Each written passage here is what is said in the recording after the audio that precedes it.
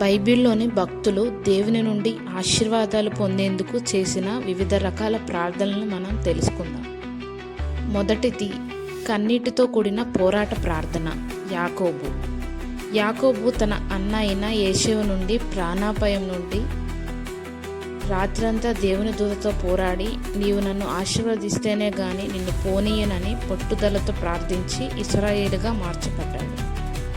రెండవది హృదయ వేదనతో కూడిన మౌనం ప్రార్థన.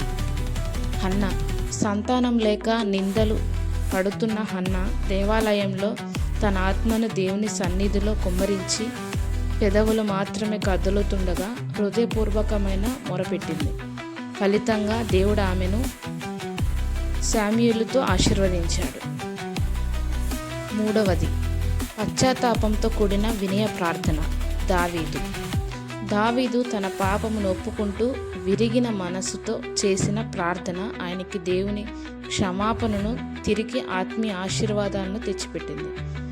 దేవుడు విరిగి నలిగిన హృదయాన్ని తృణీకరించాడు. నాలుగవది విశ్వాసంతో కూడిన అధికార ప్రార్థన. ఏలియా తన ప్రార్థన ద్వారా ఆకాశాన్ని బంధించి తిరిగి ప్రార్థన ద్వారా వర్షాన్ని కురిపించాడు. ప్రకృతిపై అధికారం చూపే విధంగా ఆయన చేసిన విశ్వాస సహిత ప్రార్థన దేశానికే ఆశీర్వాదకరంగా మారింది. ఐదవది స్వార్థం లేని విజ్ఞాపన ప్రార్థన.